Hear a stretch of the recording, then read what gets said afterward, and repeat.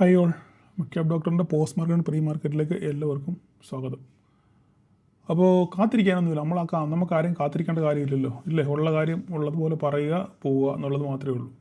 പിന്നെ ന്യൂസിൻ്റെ കാര്യം മാത്രമേ ഉള്ളൂ. ന്യൂസിൻ്റെ കാര്യം നിലവിൽ പ്രത്യേകിച്ച് വലിയ ന്യൂസുകളൊന്നുമില്ല. ന്യൂസുകളെന്ന് പറയാൻ ഞാൻ 2 ദിവസം മുന്നേ ഈ പറയുന്ന IT സ്റ്റോക്കുകളൊക്കെ വീണപ്പം ഞാൻ എന്താണോ പറഞ്ഞത് ആ കാര്യങ്ങളൊക്കെ തന്നെ ഇപ്പം കുറച്ച് പുറത്ത് വരുന്നുണ്ട്, ഇല്ലേ? ഞാൻ പറഞ്ഞു ഈ AI വന്നും പറഞ്ഞ് ഇതുപോലെ തന്നെ മാർക്കറ്റ് ഈ പറയുന്ന ഹെവി വെയ്റ്റ് സ്റ്റോക്കുകളെല്ലാം പല പ്രതിബന്ധങ്ങളെയും കടന്നാണ് ഈ നിലയിലെത്തിയത്. ഒരു ദിവസം 2 ദിവസം കൊണ്ട് എത്തിയതല്ല, വർഷങ്ങളുടെ പഴക്കവും പാരമ്പര്യവും ഒക്കെ അവർക്കുണ്ട്, അല്ലേ?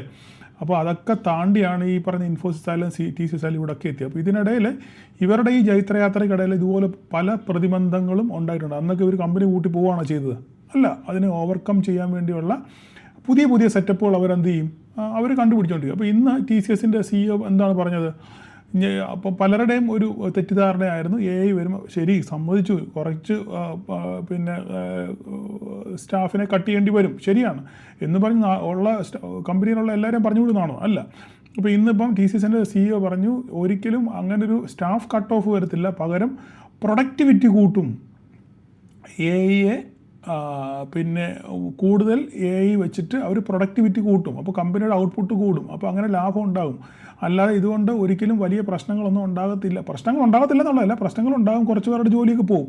എങ്കിലും ഈ പറയുന്ന പോലെ സിവിയർ പ്രശ്നങ്ങളൊന്നും IT സെക്ടറിൽ ഉണ്ടാകത്തില്ലെന്നാണ് അവരുടെ ഇൻഫിയുടെ CEO ആയാലും തലപ്പത്തുള്ളവരായാലും TCSൻ്റെ ആൾക്കാരായാലും എല്ലാം പറഞ്ഞു. അപ്പം അതെല്ലാം കേട്ടപ്പോൾ ഇന്നിപ്പം ചെറുതായിട്ട് ഒന്ന് വീണെങ്കിലും ഒന്ന് റിക്കവർ ചെയ്യും. ഇന്നലെ റിക്കവർ ചെയ്തു, ഇന്ന് വീണിട്ടും പിന്നെ അവർ IT ഒന്ന് റിക്കവർ ചെയ്യാൻ ശ്രമിച്ചു, ഇല്ലേ?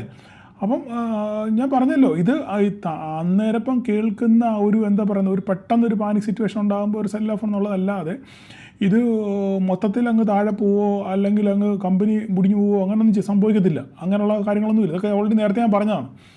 അപ്പോൾ കാര്യങ്ങൾ ഏറെക്കുറെ വ്യക്തമായല്ലോ. അപ്പോൾ ഇനി തിരിച്ച് ഇപ്പം IT ഒരു ജൈത്രയാത്രയായിരിക്കും എന്നാണ് ഞാൻ പ്രതീക്ഷിക്കുന്നത്. അപ്പം അങ്ങനെയാണെന്നുണ്ടെങ്കിൽ ഇവിടുന്ന് ഇപ്പം ഈ വീഴ്ചയിൽ ആരൊക്കെ വാങ്ങിച്ചു കൂട്ടിയിട്ടുണ്ടോ അവർക്കൊക്കെ നല്ല ലാഭം ഉണ്ടാക്കാനുള്ള സാധ്യത വളരെ കൂടുതലാണ്. എന്തായാലും ഒരു 10-20% ഷോർട്ട് ടൈമിലെങ്കിലും അവർക്ക് കിട്ടാനുള്ള സാധ്യത മാത്രമുണ്ട്. അത് മാത്രമല്ല, ഞാൻ പറഞ്ഞു പൈസ ഇല്ലാത്തവർ നിങ്ങൾ എന്ത് ചെയ്യണം, ITBs മാക്സിമം വാങ്ങിച്ചോളാം. ഞാൻ ഗ്രൂപ്പിലും പറഞ്ഞിരുന്നു, ഞാൻ വീഡിയോയ്ക്കിടയിലും പറഞ്ഞിരുന്നു. അപ്പോൾ നിങ്ങളങ്ങനെ പൈസ ഇല്ലാത്തവരുടെ കയ്യിലുള്ള കാശിനനുസരിച്ച് നിങ്ങൾ ITBs വാങ്ങിച്ചു വെക്കുക. ഒരു 10-20% കിട്ടുമ്പോൾ നിങ്ങളത് കൊടുത്ത് വെക്കുക. വീണ്ടും ഇതുപോലെ കറക്ഷൻ വരുമ്പോൾ വീണ്ടും വാങ്ങിക്കുക. അങ്ങനെയൊക്കെയാണ് ചെയ്യേണ്ടത്. ഓക്കെ, അതിൻ്റെ കഥകൾ നമ്മൾ വീണ്ടും പറയുന്നില്ല. അപ്പോൾ നമുക്ക് പിന്നെ രണ്ടാമത്തെ കാര്യം എന്ന് വെച്ചാൽ നമ്മൾ ഇന്നലെ പറഞ്ഞിരുന്നു, എന്താണ് പിന്നെ ഇറാനുമായിട്ടുള്ള ചർച്ച. അത് ഇറാനുമായിട്ടുള്ള ചർച്ചയൊക്കെ കഴിഞ്ഞു. അപ്പോൾ ഇറാൻ പറഞ്ഞു ഞങ്ങൾ പല കാര്യങ്ങളും അസമവായത്തിലെത്തിയിട്ടുണ്ടെന്നൊക്കെ ഇറാൻ പറഞ്ഞു. പക്ഷേ അമേരിക്കയുടെ ഭാഗത്ത് നിന്ന് ഇതിനായിട്ടൊരു പ്രതികരണം ഉണ്ടായിട്ടില്ല. അപ്പോൾ അമേരിക്കയുടെ ഒരു പ്രതികരണത്തിന് വേണ്ടി ഗ്ലോബലി മാർക്കറ്റുകളൊക്കെ വെയിറ്റ് ചെയ്യുകയാണ്. ഇന്നിപ്പം നിലവിൽ ഗ്ലോബൽ മാർക്കറ്റ് US മാർക്കറ്റൊക്കെ പോസിറ്റീവായിട്ടാണ് ഇപ്പോൾ ഓടുന്നത്.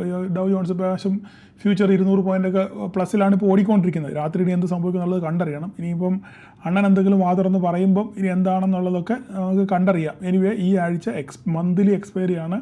ഇനി അങ്ങോട്ട് ട്രേഡ് ചെയ്യുന്നവർ വളരെ സൂക്ഷിക്കണം. DK ഒക്കെ വളരെ കൂടുതലായിരിക്കും. സ്റ്റോക്കിനകത്തിലൊക്കെ പല പിന്നെ അഡ്ജസ്റ്റ്മെൻറ്റ്സൊക്കെ നടക്കുന്ന കാര്യമാണ്. അപ്പോൾ അതുകൊണ്ട് മാർക്കറ്റ് ഭയങ്കര വോളറ്റൈലായിരിക്കും. അപ്പോൾ നമുക്ക് ഇന്നത്തെ മാർക്കറ്റിലോട്ട് വരാം. ഇന്ന് മാർക്കറ്റിൽ നിങ്ങൾ കമൻറ്റ് ചെയ്യേണ്ടവർ ഇന്ന് രാവിലെ ഞാൻ രാവിലെ ഇട്ട വോയിസ് കേട്ടിട്ട് അതുപോലെ നിങ്ങൾ എത്ര പേര് ട്രേഡ് ചെയ്തു എന്നാണ് എനിക്കറിയേണ്ടത്. ഓക്കെ, ഇന്ന് രാവിലെ നിങ്ങൾ എത്ര പേര് ട്രേഡ് ചെയ്തു എന്ന് എനിക്കറിയണം. നമുക്ക് ആ ചാർട്ടിലോട്ടൊന്ന് വരാം. ചാർട്ടിലോട്ട് വന്നു കഴിഞ്ഞാൽ ഇതാണ് നിഫ്റ്റിയുടെ ഇന്നത്തെ ചാർട്ട്, ഇല്ലേ? ഇപ്പം ഞാൻ ഇന്ന് രാവിലെ നിങ്ങൾ കമൻറ്റ് ചെയ്യണം കേട്ടോ. ഇന്ന് ഞാൻ ഈ പറഞ്ഞ വോയിസ് പ്രകാരം നിങ്ങൾ എത്ര പേര് ട്രേഡ് ചെയ്തു എന്ന് ജസ്റ്റ് എന്നോടൊന്ന് പറയണം. ഓക്കെ, അപ്പം നമ്മൾ എന്താണ് സംസാരിച്ചത്? നമ്മൾ സംസാരിച്ചത് മാർക്കറ്റ് നമുക്ക് ആകെ ഈ മാർക്കറ്റ് ഇവിടെയാണ് ഓപ്പൺ ചെയ്തത്, ഇല്ലേ? ഏകദേശം 30-40 പോയിൻറ്റ് 38 പോയിൻറ്റ് അടുത്ത അങ്ങാണ്ടാണ് മാർക്കറ്റ് എന്ത് ചെയ്തത്, ഗ്യാപ്പ് ഡൗണിൽ മാർക്കറ്റ് ഓപ്പൺ ചെയ്തത്, ഇല്ലേ? അപ്പോൾ ഞാൻ പറഞ്ഞു മാർക്കറ്റ് ഓപ്പൺ ചെയ്ത് കഴിഞ്ഞാലും ഒരു പക്ഷെങ്കിൽ മുകളിലോട്ട് പോകാനുള്ള സാധ്യത ഉണ്ട് എന്ന് ഞാൻ പറഞ്ഞിരുന്നു. പക്ഷെങ്കിൽ ആദ്യത്തെ 2 ക്യാൻഡിലിൽ ഇവിടെയാണ്. ഓക്കെ, ആദ്യത്തെ ക്യാൻഡിലിൽ മാർക്കറ്റ് താഴോട്ട് വന്നെങ്കിലും അതുപോലെ തന്നെ റിജക്റ്റ് ചെയ്തു, ഇല്ലേ? റിജക്റ്റ് ചെയ്ത് മുകളിൽ ഇതാണ് ഓപ്പണിങ്. ഈ പറഞ്ഞ ഡോട്ടർ ലൈനാണ് ഓപ്പണിങ്. മാർക്കറ്റ് രാവിലെ ഓപ്പൺ ചെയ്തതിന് ശേഷം ഒന്ന് മുകളിലോട്ട് പോയി, പിന്നെ അതിന് ശേഷം ഒന്ന് താഴോട്ട് വന്നു. അതിന് ഇത്രാമത്തെ മിനിറ്റാണ്? 9:15. ഒരു സെക്കൻഡ് നോക്കിക്കോട്ടെ, ആ ടൈം ഒന്ന് നോക്കിക്കോട്ടെ. ഈ ക്യാൻഡിലാണ് ഇല്ലേ? ഈ ക്യാൻഡിലാണ് നമ്മുടെ ഫസ്റ്റ് ക്യാൻഡിൽ ഇല്ലേ?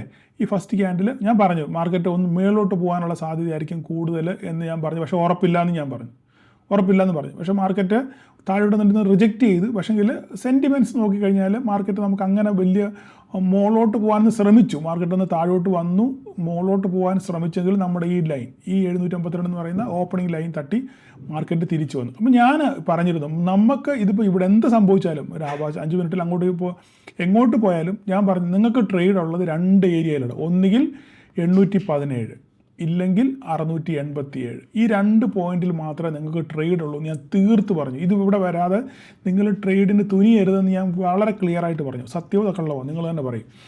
അതിനുശേഷം മാർക്കറ്റ് ആടിക്കളിച്ചു, ഇത് ബ്രേക്ക് ചെയ്യാൻ ശ്രമിച്ചു. അപ്പോൾ ഈ എല്ലാ ദിവസവും എൻ്റെ വീഡിയോ കാണുന്നവർക്കാണ് അറിയാം, മാർക്കറ്റ് പൊട്ടി തകരും എന്നൊരു പ്രതീതി മാർക്കറ്റിൽ വരുത്തി തീർത്തു ഇല്ലേ? വരുത്തി തീർത്തതിന് ശേഷം പിന്നെ ഫർദറായിട്ട് മാർക്കറ്റ് പോയില്ല. നമ്മുടെ മേജർ ലൈൻ 687 ഞാൻ പറഞ്ഞു. 687 പൊട്ടി താഴെ പോയി കഴിഞ്ഞാൽ മാർക്കറ്റ് താഴോട്ട് പോകും. ഇല്ല ഇതിന് മുകളിലോട്ടാണെന്നുണ്ടെങ്കിൽ നമുക്ക് ഇവിടുന്ന് ട്രേഡ് എടുക്കാം. അല്ലെങ്കിൽ മുകളിൽ പോവുകയാണെന്നുണ്ടെങ്കിൽ ഇവിടുന്ന് മേളിൽ പോയി സസ്റ്റെയിൻ ചെയ്യുകയാണെങ്കിൽ ഇവിടുന്ന് ഇങ്ങനെ ട്രേഡ് എടുക്കാം, ഇല്ലെങ്കിൽ നമുക്ക് ഇങ്ങനെ ട്രേഡ് എടുക്കാം. ഈ 2 അവസരങ്ങൾ മാത്രമേ നമ്മൾ പറഞ്ഞിരുന്നുള്ളൂ ഇല്ലേ?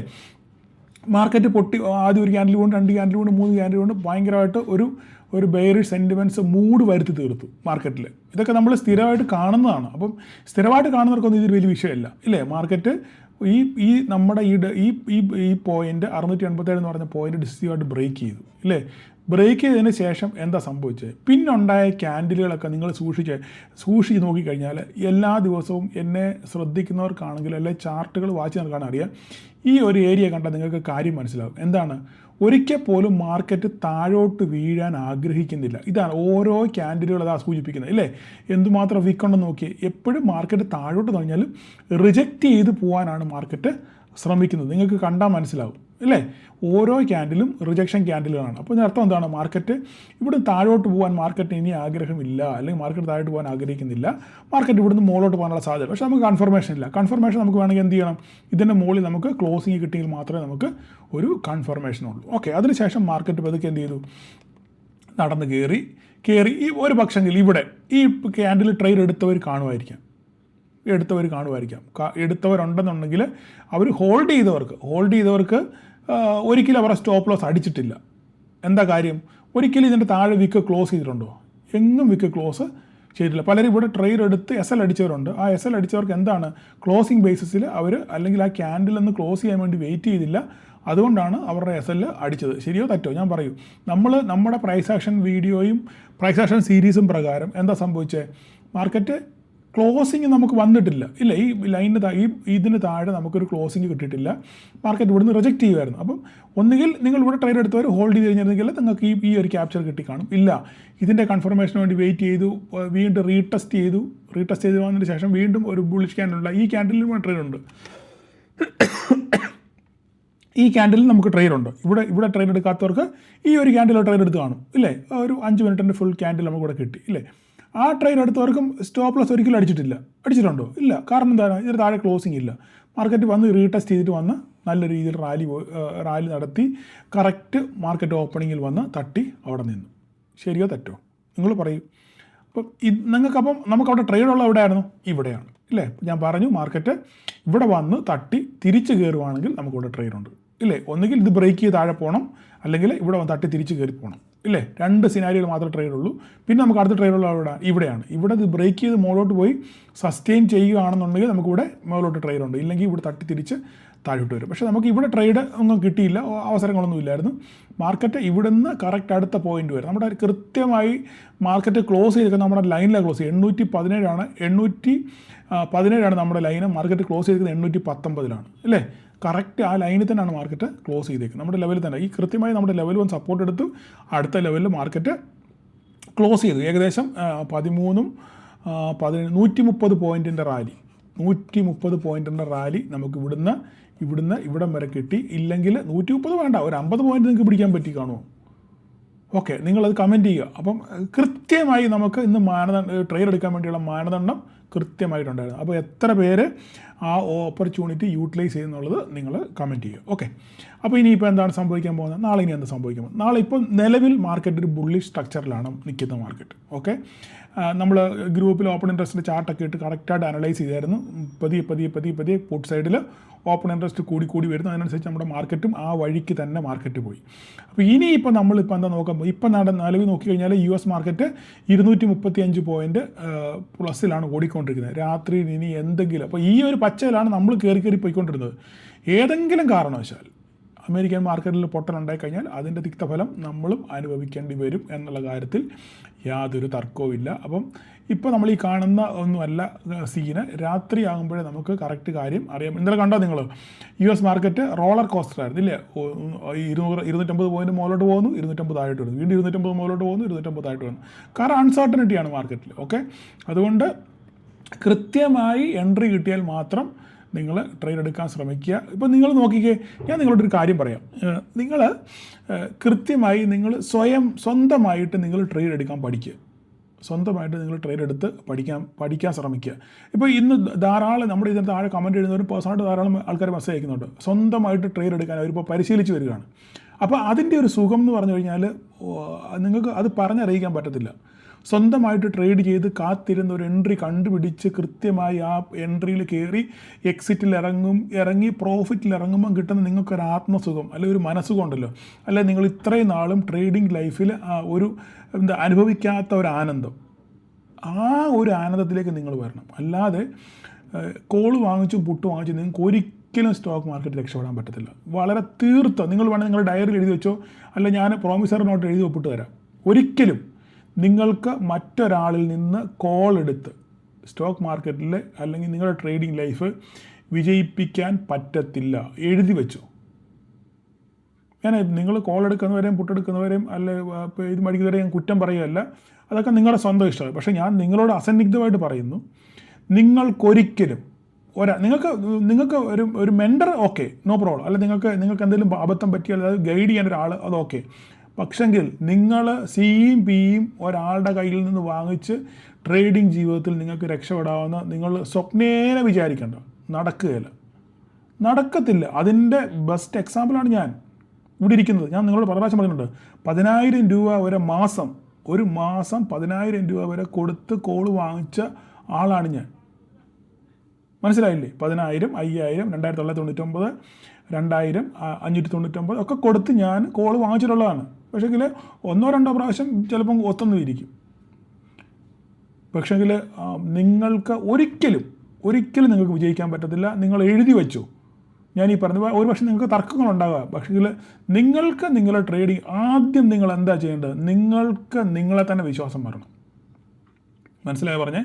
നമ്മൾ സബ്ജക്റ്റ് വിട്ടു പോവുക എങ്കിലും ഞാൻ ഇപ്പോൾ അതിൻ്റെ കൂട്ടത്തിൽ വന്നുകൊണ്ട് ഞാൻ പറയുക, നിങ്ങൾക്ക് നിങ്ങളുടെ കഴിവിൽ നിങ്ങളുടെ കഴിവിൽ പൂർണ്ണമായിട്ടൊരു വിശ്വാസം വരണം. എന്തുകൊണ്ടാണ് നിങ്ങൾ വേറൊരാളെ തേടിപ്പോകുന്നത്?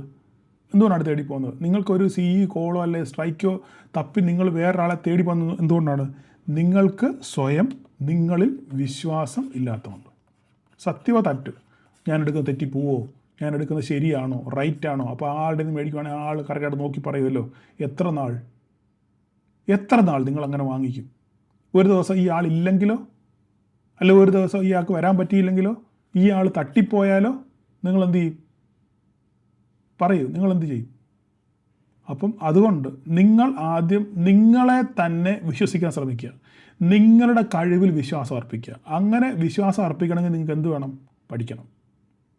പഠിക്കാതെ സ്റ്റോക്ക് മാർക്കറ്റ് യാതൊരു കുറുക്ക് വഴിയില്ല. ഞാനിത് വീണ്ടും ആവർത്തിച്ച് പറയുന്നത് നിങ്ങൾ നന്നാകാൻ വേണ്ടി പറയുന്നതാണ്. ഇതിൽ നിന്ന് 10 പൈസ നിങ്ങൾക്ക് വരുമാനം ഉണ്ടാകണം, അല്ലെങ്കിൽ പോയ കാശ് ലാഭമൊന്നും ഉണ്ടായില്ലെങ്കിൽ നിങ്ങളുടെ കയ്യിൽ നിന്ന് നഷ്ടപ്പെട്ട പൈസ എങ്ങനെയെങ്കിലും തിരിച്ചു പിടിക്കണം എന്ന ഒരാഗ്രഹം കൊണ്ട് മാത്രമാണ് ഞാൻ ഈ പറയുന്നത്. കാരണം ഞാൻ അനുഭവത്തിൽ നിന്നാണ് ഈ കാര്യങ്ങളൊക്കെ പറയുന്നത്. നിങ്ങളോട് അനുഭവത്തിൽ നിന്ന് പറയുമ്പം അതിന് ആധികാരികത കൂടും, ചുമ്മാതെ വാഗോണ്ട് പറയുന്നതല്ല. അതുകൊണ്ടാണ് ഞാൻ നിങ്ങളോട് പറയുന്നത്, നിങ്ങൾ സ്വയം പഠിക്കാൻ ശ്രമിക്കുക. പഠിച്ച് നിങ്ങൾ സ്വയം ചാർട്ടിൽ ട്രേഡ് കണ്ടെത്തി ആ ട്രേഡിൽ വിജയിക്കുമ്പോഴാണ് അതിന് വിളഞ്ഞു പഴുക്കണം. എറിഞ്ഞു പഴുത്തോ തല്ലി പഴുപ്പിച്ചിട്ടോ ഒന്നും യാതൊരു കാര്യമില്ല. വിളഞ്ഞു പഴുക്കണമെങ്കിൽ എന്ത് വേണം? നല്ലപോലെ വെള്ളവും വളവും കിട്ടണം. വെള്ളവും വളവും കിട്ടുമ്പോൾ നല്ല പരിപാലനം ഉണ്ടാകുമ്പം അതിൽ നിന്ന് നല്ല ഫലങ്ങളുണ്ടാകും. ഇതുപോലെയാണ് നിങ്ങളുടെ ട്രേഡിംഗ് ലൈഫും നിങ്ങളുടെ പഠനവും. നല്ല രീതിയിൽ നല്ല കാര്യങ്ങൾ കേട്ട് പഠിച്ച് അത് നിങ്ങളുടെ ട്രേഡിംഗ് ലൈഫിൽ പകർത്തി അത് പരീക്ഷിച്ച് നല്ല രീതിയിൽ കൊണ്ടുവരുവാണെന്നുണ്ടെങ്കിൽ നിങ്ങൾക്ക് അതിനകത്ത് നല്ല റിസൾട്ട് ഉണ്ടാകും. ഞാൻ ഇത്രയും പറഞ്ഞത് ഔട്ട് ഓഫ് സബ്ജക്റ്റ് ആണെങ്കിലും ഞാൻ ഉപദേശം അപ്പോൾ നിങ്ങൾ ഇങ്ങനെ എപ്പോഴും ഉപദേശമുള്ളത് പക്ഷേ ഉപദേശം ഇങ്ങനെയൊക്കെ പറഞ്ഞെങ്കിൽ ആരെങ്കിലുമൊക്കെ പറഞ്ഞുതരാൻ വേറണ്ടേ? ആരെങ്കിലുമൊക്കെ വേണ്ടേ പറഞ്ഞുതരാൻ? ഓക്കെ. അപ്പോൾ ഇനിയിപ്പോൾ നാളെ നമുക്ക് എന്താ ചെയ്യാനുള്ളത്? നാളെ നമുക്ക് ചെയ്യാനുള്ളത് ഇന്നലെ പറഞ്ഞ അതേ സിനാരിയോ തന്നെയാണ്. 817 ഇല്ലേ? 817 മുകളിൽ സസ്റ്റെയിൻ ചെയ്തെങ്കിൽ മാത്രമേ നമുക്കിനി മുകളിലോട്ട് ട്രേഡ് ഉള്ളൂ. ഇത് അപ്പം നാളെ ചിലപ്പം ഗ്യാപ്പപ്പിലാണോ ഓപ്പൺ ചെയ്യുന്നതെങ്കിൽ ഇത് സസ്റ്റെയിൻ ചെയ്യണം. താഴോട്ട് ഇറങ്ങി വന്ന് ഇവിടെ വന്ന് കറക്റ്റ് ഒരു റിവേഴ്സൽ ഇവിടെ നമുക്ക് മേലോട്ട് കിട്ടണം. മനസ്സിലായി പറഞ്ഞേ? ഇല്ല ഗ്യാപ്പപ്പിൽ ഓപ്പൺ ചെയ്ത് മുകളിലോട്ട് പോകുകയാണെന്നുണ്ടെങ്കിൽ ഇവിടെ നമുക്ക് സസ്റ്റെയിൻ ചെയ്ത് കിട്ടണം. ഇല്ലെങ്കിൽ തട്ടി തിരിച്ചു വരുന്നുണ്ടെന്ന് നോക്കുക. ഇനിയല്ല താഴെ ഓപ്പൺ ചെയ്ത് നേരെ താഴെ പോവുകയാണെന്നുണ്ടെങ്കിൽ ഇവിടെ വേറെ സംഗതി വേറെയാണ്. ഒരു മിനിറ്റ് നോക്കട്ടെ. താഴെ പോവുകയാണെന്നുണ്ടെങ്കിൽ നമുക്കിതൊരു ടെമ്പററി സപ്പോർട്ടാണ്. ഈ ലൈൻ ഇതാണ് നമ്മുടെ ടെമ്പററി സപ്പോർട്ട്. അതിൻ്റെ കളർ മാറ്റിയിട്ടേക്കാം. ഓക്കെ. താഴോട്ട് മാർക്കറ്റ് ഇറങ്ങി വന്നാൽ ഇവിടെ ഗ്യാപ്പപ്പിൽ ഓപ്പൺ ചെയ്താൽ ഫ്ലാറ്റായിട്ട് ഓപ്പൺ ചെയ്തതിന് ശേഷം താഴോട്ടാണ് ഇറങ്ങി വരുന്നതെങ്കിൽ നമുക്ക് ഇവിടം വരെ ഉണ്ട്. ഇവിടെ വരെ വന്നിട്ട് റിവേഴ്സ് ചെയ്ത് പോകണം തിരിച്ച്. മനസ്സിലായി പറഞ്ഞേ? അല്ല ഇത് ബ്രേക്ക് ചെയ്ത് പോവുകയാണെന്നുണ്ടെങ്കിൽ പിന്നെ വീണ്ടും 687 നമ്മൾ കാണേണ്ടി വരും. ഓക്കെ. ഇല്ലെങ്കിൽ ഇവിടെ തട്ടി വേണം നമുക്ക് തിരിച്ചു കയറാം. അപ്പോൾ കറക്റ്റായിട്ട് നോക്കുക എന്താണ് സാഹചര്യം എന്താണെന്ന് നോക്കി മാത്രം നിങ്ങൾ ട്രേഡ് പ്ലാൻ ചെയ്യുക. ഇങ്ങനെ ഇവിടുന്ന് ഫ്ലാറ്റായിട്ട് ഓപ്പൺ ചെയ്തതിന് ശേഷം നമ്മളിങ്ങനെ പതുക്കെ നടന്ന് കയറി പോവുകയാണെന്നുണ്ടെങ്കിൽ ഈ 902 കഴിയുമ്പോൾ തന്നെ ഷോർട്ട് കവറിങ് പതുക്കെ ആരംഭിക്കും. അങ്ങനെയാണെങ്കിൽ 26.011 എത്തും. 26.011 കടന്നു കഴിഞ്ഞാൽ പിന്നെ മാർക്കറ്റ് നല്ല രീതിയിലും ഒരു ബുള്ളിഷ് സെറ്റപ്പിലേക്ക് മാർക്കറ്റ് പോകും. അല്ല ഗ്യാപ്പപ്പിലാണ് ഓപ്പൺ ചെയ്യുന്നതെങ്കിൽ ഗ്യാപ്പപ്പ് സസ്റ്റെയിൻ ചെയ്ത് പോവുകയാണെന്നുണ്ടെങ്കിൽ 26.011 കഴിഞ്ഞെങ്കിൽ മാത്രമേ നമുക്കൊരു ഷോർട്ട് കവറിങ് കിട്ടത്തുള്ളൂ. അല്ല ഫ്ലാറ്റായിട്ട് ഓപ്പൺ ചെയ്തതിന് ശേഷം നടന്ന് മാർക്കറ്റ് കയറുകയാണെന്നുണ്ടെങ്കിൽ ഈ 902 കടന്നു കഴിയുമ്പം നമുക്ക് ഇവിടുന്ന് ഒരു പതുക്കെ ഷോർട്ട് കവറിങ് റാലി പതുക്കെ ആരംഭിക്കും. പതുക്കെ അരിഞ്ഞ് മാർക്കറ്റ് കയറും. അങ്ങനെ 26.011 കടന്നു കഴിഞ്ഞാൽ പിന്നെ ഒരു വലിയൊരു ബുള്ളിഷ് സ്ട്രക്ചറിലേക്ക് മാർക്കറ്റ് പിന്നെ ഒരു ബുള്ളിഷ് ടെറിട്ടറിയിലോട്ട് മാർക്കറ്റ് മാറും. ഓക്കെ. അതുപോലെ തന്നെ ഇവിടെയാണെങ്കിലും തിരിച്ച് ഇറങ്ങുവാണ് ഫ്ലാറ്റായിട്ട് ഓപ്പൺ ചെയ്ത് തിരിച്ച് ഇറങ്ങുവാണെന്നുണ്ടെങ്കിൽ ഇത് നമ്മൾ ഈ പറഞ്ഞു ഓൾറെഡി ഇവിടെ നോക്കുക, ഈ സപ്പോർട്ട് എടുക്കുന്നുണ്ട് നോക്കുക, ഇവിടെ വന്നിട്ട് തിരിച്ച് കയറിപ്പോയാൽ ഓക്കെ. ഇല്ല ഇത് പൊട്ടുവാണെന്നുണ്ടെങ്കിൽ ഇപ്പോൾ 25,967 ഇത് പൊട്ടിയാൽ പിന്നെ പണി പാളി. ഓക്കെ. ബാക്കി പിന്നെ സെൻറ്റിമെൻറ്റ്സ് മാറി.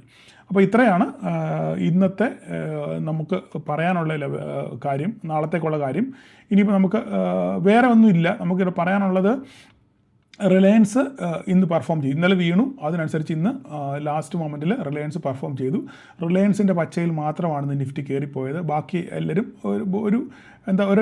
ഒരു ഫ്ലാറ്റ് നോട്ടായിരുന്നു ഇല്ലേ? HDFC ആയാലും ICICI ആയാലും ആരും വലുതായിട്ട് പെർഫോം ചെയ്തില്ല. ആക്സിസ് ബാങ്ക് മാത്രമാണ് ചെറുതായിട്ട് പെർഫോം ചെയ്തത്.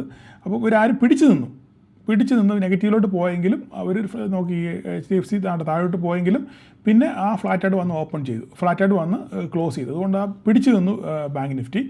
റിലയൻസ് ഒറ്റ ഒരാളാണ് നിഫ്റ്റി എന്ന് മേലോട്ട് കൊണ്ടുപോയത്. അപ്പം അത്രയേ ഉള്ളൂ നമുക്ക് അതിനകത്ത് പറയാനുള്ളത്. ബാങ്ക് നിഫ്റ്റിയുടെ കാര്യം പറഞ്ഞാൽ ബാങ്ക് നിഫ്റ്റി പറയുന്ന പോലെ തന്നെ നമ്മളുടെ 61,000 വന്ന് സപ്പോർട്ട് എടുത്ത് ആ ഏരിയയിൽ ആ റേഞ്ചിൽ വന്ന് സപ്പോർട്ട് എടുത്ത് മാർക്കറ്റ് പതുക്കെ മാർക്കറ്റ് നടന്ന് കയറാൻ തുടങ്ങി. ഇനി നടന്ന് കയറി നാളെ 61,749 ബ്രേക്ക് ചെയ്താൽ മാത്രമേ ആ ഒരു അപ്സൈഡ് നമുക്ക് ഇനി ബാങ്ക് നിഫ്റ്റിയിലുള്ളൂ. പക്ഷേങ്കിൽ bank Nifty all time high നിൽക്കുകയാണ്. അതുകൊണ്ട് ഏത് നിമിഷം വേണമെങ്കിലും ബാങ്ക് നിഫ്റ്റി ഒരു പ്രോഫിറ്റ് ബുക്കിംഗ് ഉള്ള സാധ്യത വളരെ കൂടുതലാണ്. അല്ല ഒരു അപ്സൈഡ് കിട്ടണമെന്നുണ്ടെങ്കിൽ 61,749 ബ്രേക്ക് ചെയ്ത് മുകളിലോട്ട് പോകണം. ഇല്ലെങ്കിൽ 61,000 പൊട്ടി താഴെ പോകണം. ഇതാണ് രണ്ട് സിനാരിയോ ഇവിടെ. ബാങ്ക് നിഫ്റ്റി നമ്മുടെ മിഡ് ക്യാപ്പിൻ്റെ കാര്യം പറയുകയാണെന്നുണ്ടെങ്കിൽ മിഡ് ക്യാപ്പ് ഇന്ന് വലിയ പെർഫോം ചെയ്തില്ല. ഇന്ന് BSE നോക്കുകയാണെന്നുണ്ടെങ്കിൽ BSE ഇന്നൊരു 80-90 പോയിൻറ്റോളം ഇന്ന് ഓടി കൃത്യമായിട്ട് നമ്മുടെ റെസൻസ് തട്ടി വന്ന് നിൽക്കുകയാണ്.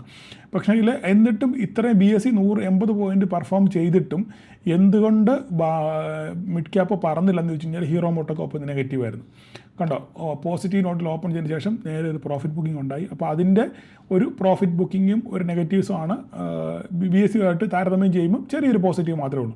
ബാക്കി എല്ലാവരെല്ലാം ഫ്ലാറ്റ് നോട്ടിൽ ജസ്റ്റ് കൊമിൻസ് മാത്രമേ ഉള്ളൂ ഒന്ന് ഒന്ന് പെർഫോം ചെയ്ത്. അപ്പോൾ ആ കുമിൻസിൻ്റെ പെർഫോമൻസും BSEയും കൂടെ ചേർന്നാണ് മിഡ് ക്യാപ്പിനെ കുറച്ച് മുകളിലോട്ട് കൊണ്ടുപോയത്. അപ്പോൾ തന്നെ ഹീറോ മോട്ടോകോപ്പിൽ എന്ത് ചെയ്തു, പ്രോഫിറ്റ് ബുക്കിംഗ് വന്നു. അപ്പോൾ അതുകൊണ്ടാണ് ഒരു പരിധി വിട്ട് മിഡ് ക്യാപ്പ് മുകളിലോട്ട് പോകാഞ്ഞത്. അപ്പോൾ ഇവരെല്ലാവരും കൂടെ ഒന്നിച്ചൊന്ന് സഹകരിച്ചെങ്കിൽ മാത്രമേ എന്ത് ചെയ്യാൻ പാടുള്ളൂ, ഇവൻ മുകളിലോട്ട് കയറി പോകാനുള്ള സാധ്യത ഉള്ളൂ. അപ്പോൾ നമുക്കിനി ഇപ്പോൾ നോക്കേണ്ടത് നാളെ 771 ബ്രേക്ക് ചെയ്യുന്നതാണ് നോക്കുക. 771 678 ഈ രണ്ട് സംഗതി എങ്ങോട്ടാണോ ബ്രേക്ക് ചെയ്യുന്നത് ആ വഴിക്കായിരിക്കും മാർക്കറ്റ് പോകുന്നത്. അപ്പോൾ നിങ്ങൾ ഈ പോയിന്റ് നോക്കി വെച്ച് ട്രേഡ് ചെയ്യാൻ ശ്രമിക്കുക. അപ്പോൾ വേറെ പ്രത്യേകിച്ച് കാര്യങ്ങളൊന്നുമില്ല. ഇന്നലെ വൈകുന്നേരത്തെ ട്രംപ് എന്തെങ്കിലും പറയുന്നുണ്ടെന്ന് ശ്രദ്ധിക്കുക. കാരണം ഇറാനുമായിട്ടുള്ള ബന്ധപ്പെട്ട വിഷയത്തിനകത്ത് അമേരിക്ക ഇതിലായിട്ടും പ്രതികരണം വന്നിട്ടില്ല. അപ്പോൾ ഒരു പോസിറ്റീവ് നോട്ട് വരുവാണെന്നുണ്ടെങ്കിൽ നമുക്ക് ഒരു ബുള്ളിഷ് സെറ്റപ്പ് മാർക്കറ്റ് നമുക്ക് നാളെ കിട്ടും. ഇല്ല നെഗറ്റീവ്സ് ആണെന്നുണ്ടെങ്കിൽ അതനുസരിച്ച് മാർക്കറ്റ് പ്രതികരിക്കും. എന്തായാലും ഇന്ന് രാത്രിയിൽ അറിയാം കറക്റ്റ് പ്രതികരണം എന്താണെന്ന്. എന്തായാലും ഞാൻ പറഞ്ഞല്ലോ, നിങ്ങൾ ഞാൻ പറഞ്ഞതൊക്കെ നിങ്ങളുടെ നന്മയ്ക്ക് വേണ്ടിയാണ് പറയുന്നത്. അല്ലാതെ ആരും എന്നോട് ദേഷ്യപ്പെടേണ്ട, പരിഭവിക്കേണ്ട കാര്യമില്ല. നിങ്ങൾ നന്നാകാൻ വേണ്ടി നിങ്ങളുടെ പോയ കാശ് എങ്ങനെയെങ്കിലും തിരിച്ചു പിടിക്കാനും വേണ്ടിയുള്ള ഒരു എന്താ പറയുന്നത്, എനിക്ക് ആ വേദന അറിയാം. അപ്പോൾ ആ വേദന ഉൾക്കൊണ്ടുകൊണ്ടാണ് ഞാൻ നിങ്ങളോട് ഇങ്ങനെയൊക്കെ സംസാരിക്കുന്നത്. ഓക്കെ, അപ്പോൾ ആർക്കെങ്കിലും പരിഭവം ഉണ്ടെന്നെങ്കിൽ ക്ഷമിക്കുക. അപ്പോൾ അത്രമാത്രം പറയാനുള്ളൂ. അപ്പോൾ നാളെ എല്ലാവർക്കും ഒരു പ്രോഫിറ്റബിൾ ഡേ ആശംസിക്കുന്നു. Thank you all.